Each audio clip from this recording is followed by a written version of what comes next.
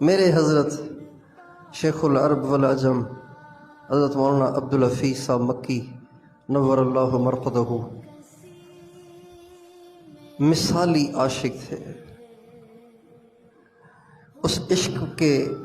اس عشق کا اللہ تعالیٰ نے ان کو یہ انعام دیا تھا کہ وہ جب چاہتے تھے حضور کو دیکھ لیتے تھے،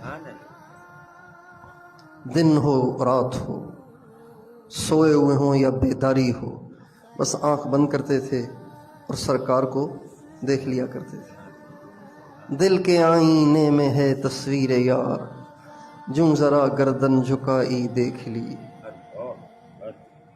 اور یہ میری بات نہیں ہے، یہ کتب الاقطاب شیخ الحدیث حضرت مولانا محمد زکریا صاحب رحمۃ اللہ علیہ اس کے گواہ تھے۔ اور حضرت مولانا زکریا صاحب رحمۃ اللہ علیہ کو جب کبھی بھی کوئی سفر کرنا ہوتا تھا تو وہ مشورہ آپ علیہ السلام سے کرتے تھے اور حضرت مولانا عبدالحفیظ مکی صاحب کے توسط سے کرتے تھے۔ عبدالحفیظ آپ علیہ السلام سے پوچھ کے بتاؤ میں نے فلاں جگہ سفر کرنا چاہ رہا ہوں، کروں یا نہ کروں؟ اگر سفر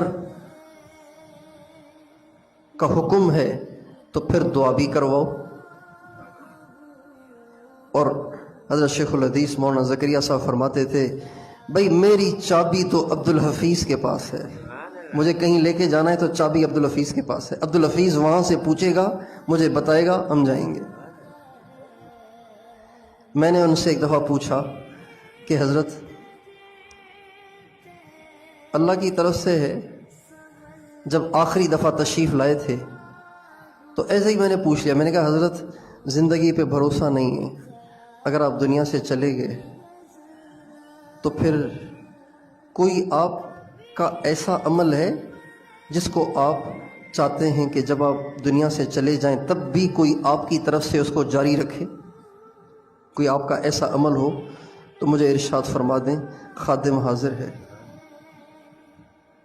تو فرمانے لگے ہاں، صبح شام حضور پہ درود پڑھنا یہ میرا زندگی کا سب سے محبوب مشغلہ ہے۔